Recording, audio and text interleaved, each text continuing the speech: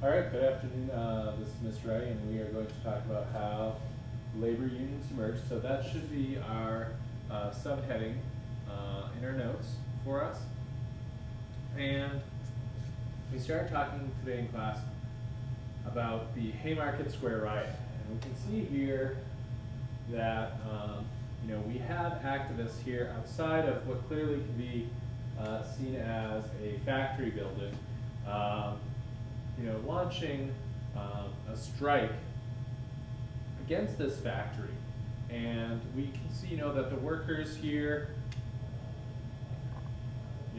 are scared for their life. And like we talked about in class, we have the rioters plan this out, go to strike earlier than expected, and they get into a verbal argument with the Chicago police, seen here. Okay.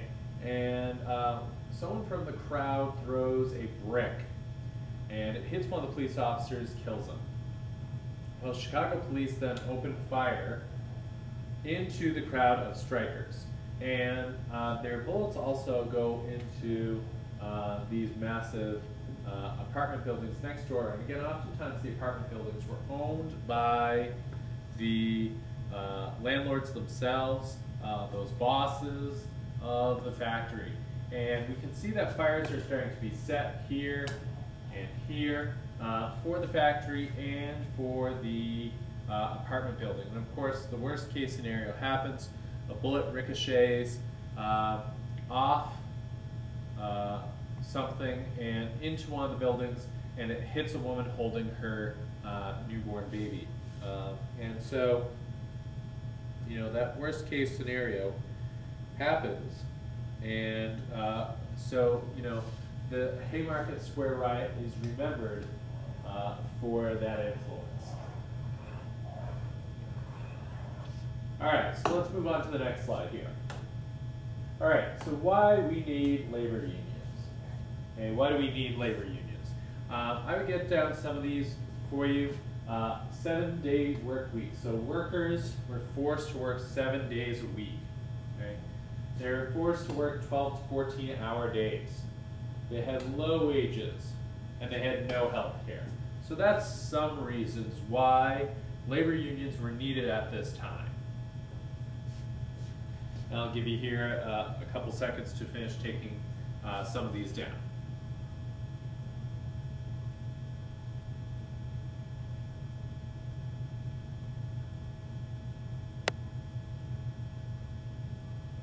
All right, here we go.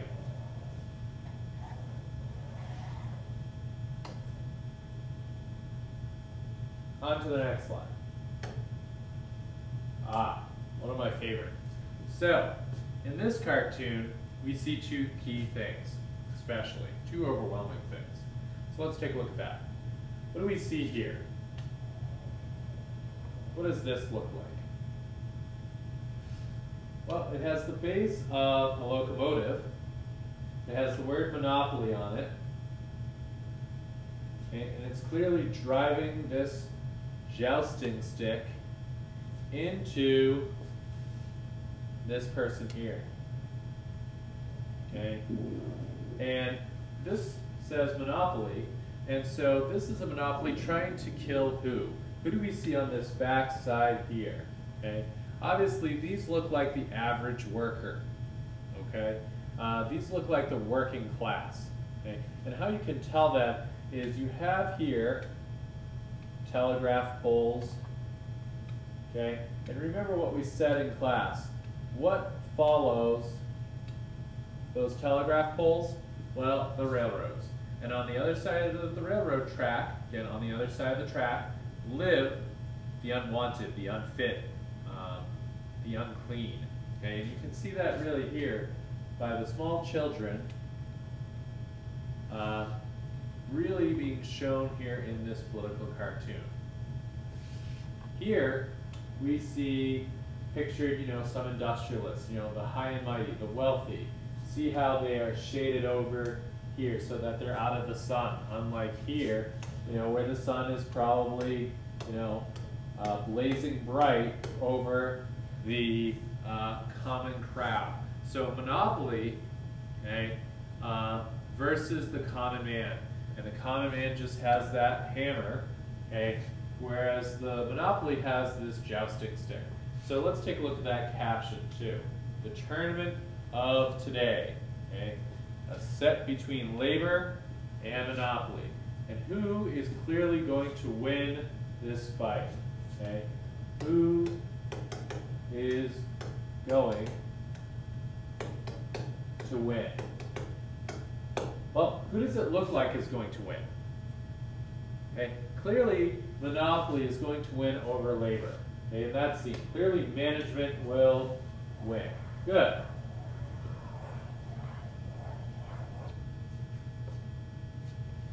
All right, let's take a look at the next slide. All right, so labor unions are seen by management as a dangerous idea. So in our notes, okay, labor unions are seen as a dangerous idea, okay, by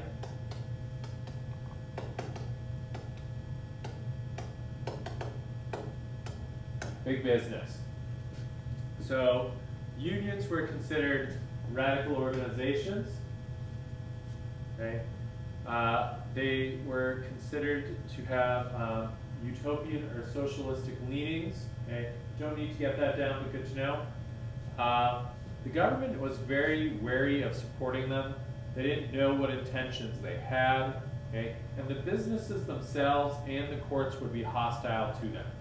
Okay. The other thing we want to get down is this definition here of socialism. Okay. Socialism is an economic system in which the government owns most of the major means of production and distribution, such as coal, steel, and transportation. So they own the major means of production and distribution. So the government produces a product and then distributes a product. However, other industries are privately owned. And this reduces inequality amongst the citizens. So think of it this way. When you have that vertical integration graph, that worksheet that you received, okay, for you, in a socialist system, the government controls that means of production. Okay, so they control step 3, which is processing. Okay, that means of producing that finished product. And they control step 5, the means of distribution to the consumer. Okay, so if you have your vertical integration worksheet in front of you, think of it this way. They control step 3 and step 5 is government owned. Okay, so if you don't have that worksheet out in front of you, make sure that you do have it out. If you don't have it in your notes or whatnot, watch the video on horizontal and vertical integration again. And just again, you need to know in a socialist society that they control that means of production, which is step 3 on our vertical integration scale, and step 5, that distribution. All right, so we should have these items down.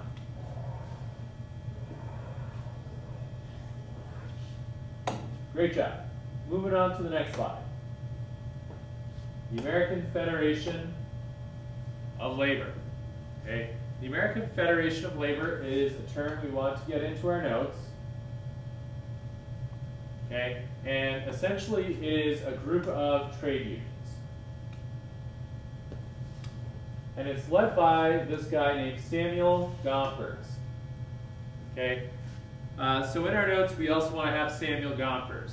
And Samuel Gompers wanted to raise wages and reduce the workday.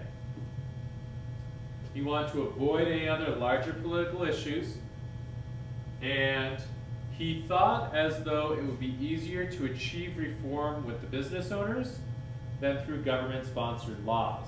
Okay, so he thought it would be easier to achieve reform with the business owners than through those government-sponsored reform laws.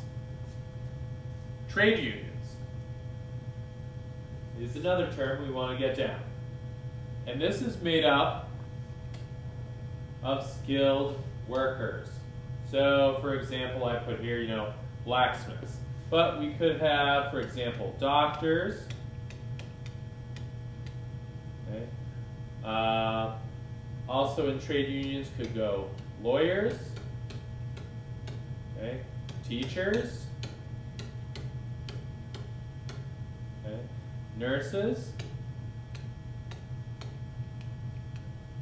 are all skilled workers that trade unions try to elicit. Another important person of the labor movement was Eugene V. Debs. And Debs creates an unskilled workers union. And his first unskilled workers union is cigar workers. Okay? Cigar workers.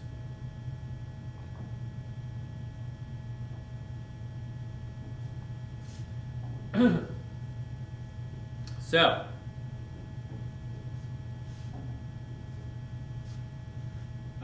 the American Federation of Labor is a group of trade unions led by Samuel Gompers.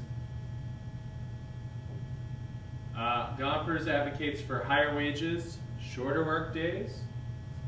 He believes it's easier to achieve reform with business owners. He also looks for those skilled workers such as blacksmiths, doctors, lawyers, teachers, nurses to make up these trade unions. Whereas Eugene Debs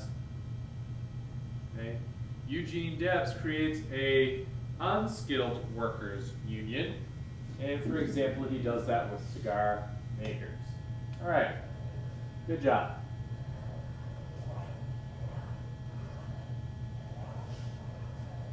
All right, here we go. So, weaknesses of the union. Weaknesses of the union, okay? They only organize a small fraction of workers, okay? And business owners had too much money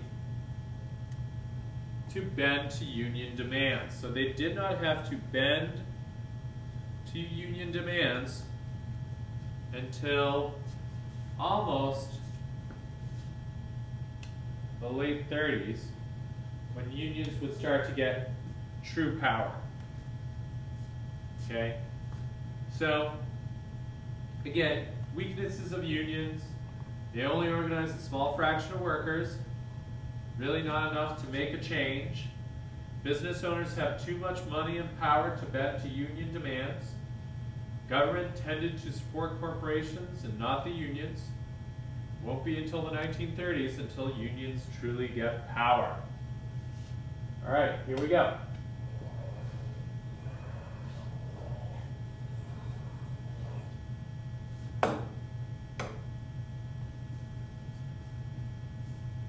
So, this is a picture of a building inspector. And I think this one might be a little bit out of the loop, but that's okay. Okay, looking at buildings, and we'll come back to him in just a minute. So let me see here if I want to create this as a separate slide. One sec here for you folks.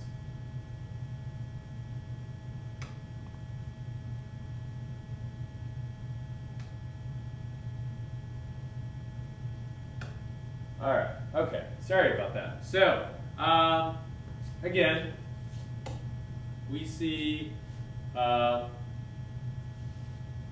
cartoon here, okay, that shows, this person here wanting to shake hands with this nice group of people here, okay, and what can you see, what does his sash say here? It says communist, and it has a skull and crossbones here, okay? And you can say, you know, this here is the hand of death. He's trying to shake this guy's hand, you know, and you can see it here with that hand of death, okay? And this is how unions were portrayed. They were portrayed as being, you know, possible communist leanings, trying to have the average worker change to a communist thought process. So that was the fear by many business owners. Okay. All right, like we said, the Haymarket Square riot, and I apologize, I thought it was a little bit later than this. I thought it was 1894. But thanks again, you know, to Mr. Bissonnette, who found for me, and as well later on in my notes, should have just clicked a little further. The Haymarket Square riot occurs in 1886, where the public begins to turn against unions, because again, unions really started this riot. Okay, unions really start this riot. So not only are the Chicago PD blamed, but the workers themselves. All right, here are other strikes of the day. Okay, other strikes of the day. So, like we said, the Haymarket Square riot. Okay, and 7 police and 4 workers were killed. Okay, this occurs in 1886. Okay. The police arrest 8 people for bombing. And again, that's how those fires start. Okay. Before that is the Great Railroad Strike of 1877, okay, which focuses mainly around the Panic of 1873. And the strike involved approximately 80,000 railroad workers in 11 different states. 100 people die, and millions of property are destroyed. Right? The Knights of Labor, okay, also have the first nationwide industrial strike, and they advocate for the 8-hour workday, okay, equal pay for women, okay, and the abolishment of child labor. Okay. The next big one, in 1893, this was really a rather large strike, and I might have been thinking of one of these ones when I thought of Haymarket, but the Pullman strike in 1893 really occurs due to that depression that set in. And the Pullman Company is forced to slash wages and fires workers. Okay? Railroad managers arrange for the U.S. mail cars to be attached to Pullman cars, okay? And any interference with the U.S. mail would be a violation of federal law. So how they avoided the strike and how they ended up getting around the strike, okay, was that essentially as their workers would strike in, you know, voicing their opposition to their wages being cut, what Pullman did is the Pullman Company understands that, you know, if we add U.S. mail cars, now we have the law on our side. Okay? So these riots and strikes are key. Okay? And you definitely want to get these down, for sure. All right? Good. Awesome job.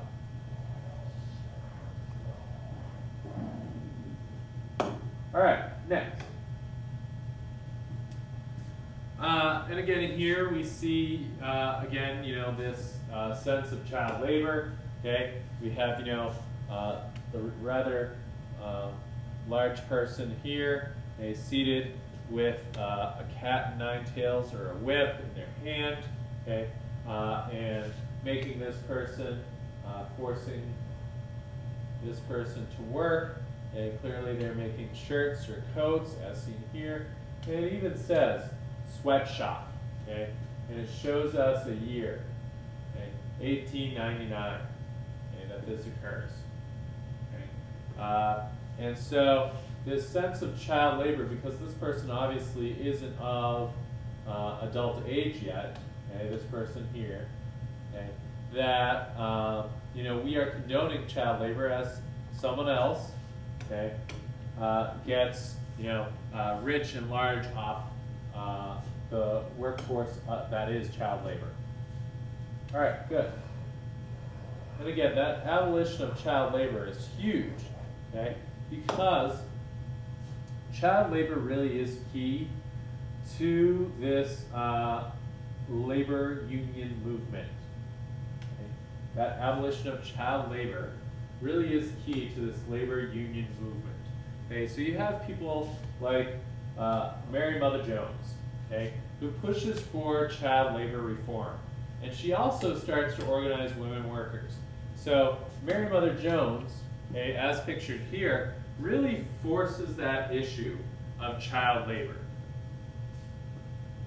Okay.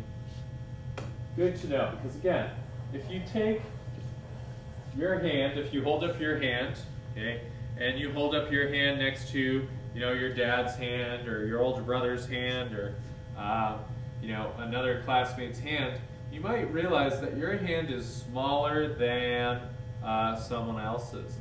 And the reason why that's important is because, again, those with the smaller hands could get into tighter places. So children were really important for some of these factories, especially some of these clothing mills, those bobbin mills, where we needed a child to go in and get the bobbin, okay, of thread. Okay, what holds that thread together is called a bobbin. Have someone go get that bobbin and retrieve it once it is ejected out. And it kind of, you know, flies out almost like a missile from the loom when it is expelled. So it flies out, and now you need someone to retrieve that bobbin so that more thread can be put on it, okay, or to replace that bobbin. So oftentimes they would hire children to replace those bobbins because, again, a child's hand is a lot smaller than an adult's hand. And, you know, a lot of children would lose limbs in the process. They would lose fingers, lose whole arms, retrieving those bobbins, okay? Because when they stuck their hand in to retrieve it, it would get stuck, or it would just, you know, keep moving. The machine would keep moving while your hand was in there, and it just created really dangerous working conditions. And these aren't things that we want children exposed to, okay? And one of the videos that you'll see next week, a good short quick video that I'm going to do, will show more of that for you, okay? Awesome. All right, so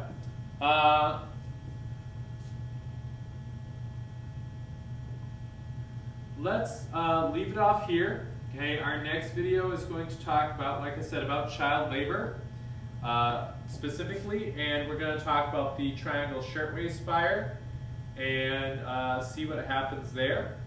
So our video today is just on how labor unions have emerged. I'll give you another video in a couple days, but today you should watch Labor Unions Emerge, which is this video that we're recording. Take down those key terms, those key people, those key events.